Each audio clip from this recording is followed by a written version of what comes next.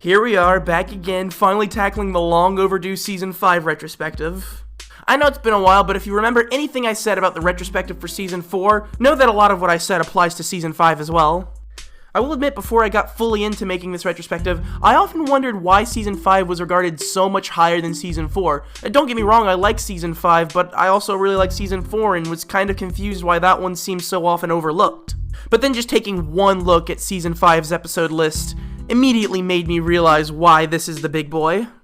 It hits the fan, Scott Tenorman must die, Cartman land, Osama bin Laden has farty pants, Kenny dies, Butter's very own episode.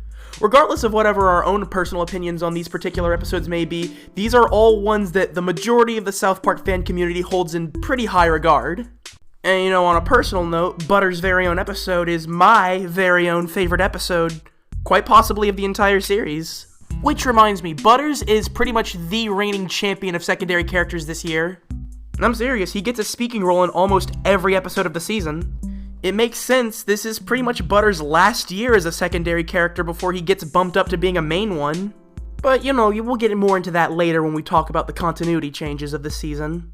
To me, this almost seems like the year where it finally dawns on Matt, Trey, and everyone at South Park Studios just how big the show is. Now, this is literally the season that they opened up with the shit show, the episode where they said shit over 100 times completely uncensored. You don't do that shit unless you're fairly confident that the network's not going to cancel you. The other reason I suspect that may be the case is that this is the year that the show really doubles down on satirizing and doing commentary on real-world happenings. Especially towards the back half. I don't know, maybe it's baseless speculation, but to me it kind of feels like this is the year that the show becomes aware of how popular it is.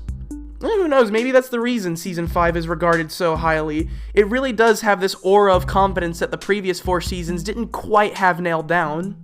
Something also worth noting is that this is the season where the show switches animation software, whereas the first 4 seasons were animated in Power Animator, this is where they switch over to Autodesk Maya. Personally, I couldn't tell you what the small, subtle differences in the animation amount to. Before learning that this is where the animation change took place, I actually for the longest time thought they didn't switch animation software till season 9-ish or even later, because that's the point where they start using new assets and redrawing certain things. If you notice the differences in animation between seasons 4 and 5, please point them out to me, because I would love to see what the little changes that are made here are, if any. To me, this seems like a seamless transition in animation software. Kudos to South Park Studios, because usually when shows change software or the technique they're using, you can sort of easily tell. I like to think I have an eye for this sort of thing, but I honestly notice 0 distinct differences in the animation between seasons 4 and 5. Speaking of changes, let's talk about character changes, or I guess character evolution.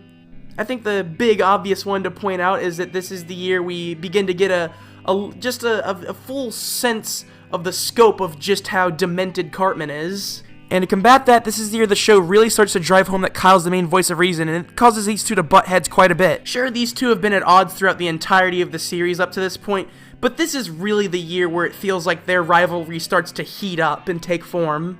I mean, it says a lot when it's getting to the point in the series where Kyle barely feels comfortable referring to Cartman as a friend. And it really just takes observing Eric's actions throughout this season to see why that is. This is definitely Cartman at his most malevolent, at least up to this point. Trying to get Kyle killed by Blaintology, literally getting Scott Tenorman's parents killed and then feeding them to him, convincing Kyle to ditch his cousin in the woods, and hell, even when he's not actively trying to ruin other people's lives, he's still an evil little shit. He laughs at Kenny when he's stricken with a shit curse, he seems to take great pleasure in watching Jimmy and Timmy fight, he's totally dismissive of the innocents caught up in the Afghanistan war, he takes Kenny's photo and gets it printed on the back of the milk carton, making it look like he's a missing kid. Then arranged a meeting with the parents of an actual missing kid who thought Kenny was there so that he could make fun of them. And this kid doesn't care when Kenny, the person who Cartman has said multiple times throughout the series is his closest friend, dies. And you know what Cartman does when his so-called best friend is in the hospital dying from a terminal illness? He uses his sickness to get the stem cell research ban lifted just so that he could build his own Shakey's Pizza with them. It almost makes you wonder if Cartman's only upset about Kenny's dying because he's worried that that'll make him the loser of the group.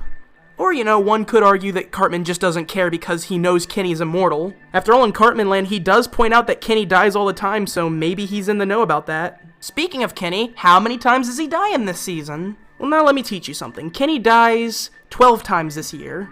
And he is in pretty bad shape by the end of Terrence and Philip Behind the Blow, but I don't think he dies in this one. I mean, if this were reality, he almost certainly would be dead. He had all of his limbs chopped off with a meat cleaver and none of the wounds got attended. But by the time we see him at the end of the episode, he is still barely alive, so I guess there's a chance he survived it this time. And then also, he doesn't die in Butter's very own episode, because he's already dead. Yeah, you can definitely tell that this is the year that Matt and Trey are tired of coming up with ways to kill Kenny. Pretty much all of his deaths are abrupt and right at the end. Hell, this year Stan and Kyle barely point out Kenny's deaths anymore. Although there is actually a pretty funny gag in Super Best Friends when Stan actually uses his and Kyle's "You killed Kenny" catchphrase to find Kyle. Also, I think Super Best Friends is actually the first time we see Kenny's face in the series without his hood, not counting the movie, of course. Remember in Tooth Fairy's Tats, we only see him from the back without his parka. But yeah, as I've failed to mention so far, this is the year that they permanently kill off Kenny, which also effectively kills off the Kenny's death tally segment of this series. Obviously, all of us who are well-versed in the show know that this is not the last time we see from Kenny, and it's not even the last time Kenny's killed on screen, but it's not really a big part of the show anymore. Speaking of not in the show anymore, Miss Chokes on Dick is still here, still around, still the teacher. It honestly kind of feels like the show just doesn't really know what to do with her as a character. They'll give her a few jokes here and there, like her shit lesson plan and Miss Chokes on Rocks, but it kind of feels like the show really doesn't want you to like her. I think some evidence for this is the fact that they literally keep cutting back to Mr. Garrison teaching kindergarten. From a story perspective, there's really no reason to do this. They just know that Mr. Garrison is a more entertaining character. Granted, Miss Chokes on Dick does get a little bit more joke mileage than, say, the Mr. Wylands or the Ms. Nelsons, but still. I feel like the last season gave her a pretty strong start, and then she just kind of trailed off as a character. But let's not talk about newcomers from last year, let's talk about this year's newcomers. The two new big newcomers of this year are Towley and Jimmy Vollmer, or Jimmy Swanson, or whatever his name is at this point. I guess let's start with Towley, because he's arguably less significant of a character out of these two. For those who don't know, Towley is basically a joke character. He's Matt and Trey's version of a character created just to sell merchandise. And as Cartman states at the end of Towley's Spotlight episode, Towley was intentionally made to be the worst character ever. I just love how nonchalant everybody is about the fact that there's a genetically engineered towel that can walk and talk. It just goes to show that the people of South Park have seen so much weird shit that as long as it's not trying to kill them, they're just totally fine with sentient, inanimate objects. And then next we got good old Jimmy. Now Jimmy is a great character throughout the show, and you know, even in Cripple Fight, he's an entertaining character.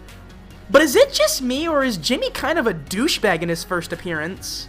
Granted, Timmy's not in the right either for being so jealous towards Jimmy, but you know, Jimmy should just cut his losses and, you know, not try to force Timmy to be part of the act. And even when he's trying to be nice to Timmy, he basically says he understands why Timmy would be jealous of him, implying that he looks down on Timmy in a way.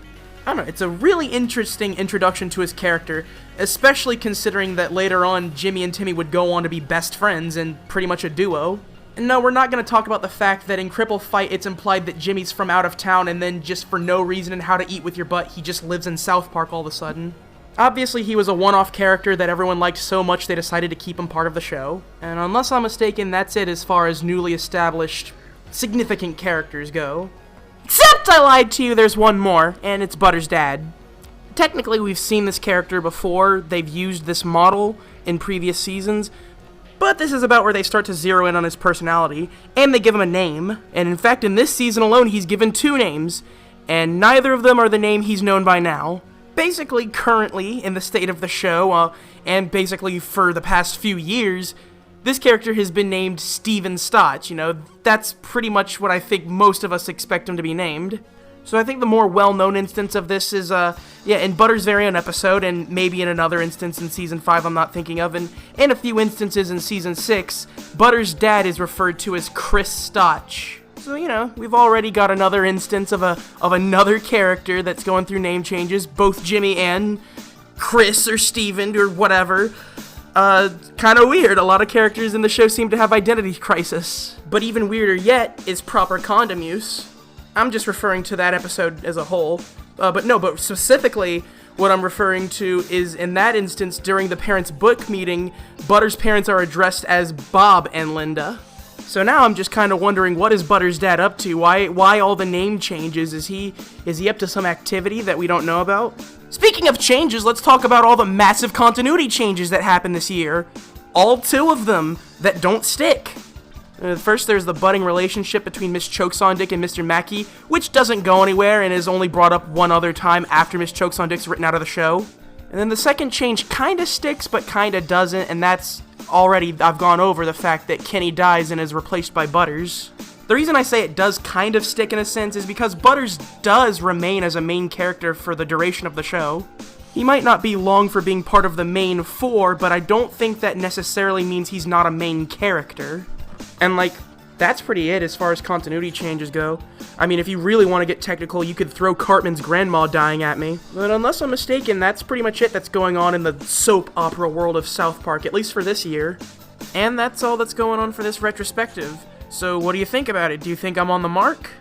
Do you think Season 5 is really iconic, but I'm totally off base on my reasonings for why I think it is? Or do you hate South Park and wish these videos would stop being recommended to you? Let me know all about what you think about South Park Season 5 down in the comments below. I hope you have a fantastic day. I'm off to go draw pictures of garden gnomes. Hundreds and hundreds of garden gnomes.